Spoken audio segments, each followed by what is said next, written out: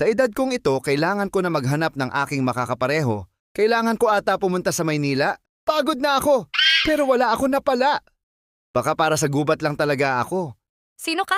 Anong ginagawa mo dito? Pasensya miss, di ko sinasadyang makaabala. Maaari ba kitang maging kapareho? Kung ako ay tatanungin, oo ang aking sagot. Salamat at tinanggap mo ang tulad ko. Oo naman, mahal ko. Sana ay maging mabuting anak ang aking dinadala. Oo naman, kanina pa ba yan magmamana? Ano ba ang nangyari sa iyo? Ayoko ng ganitong buhay, lalayo na ako. Hayaan mo anak, palalakihin kita ng ako lang mag-isa.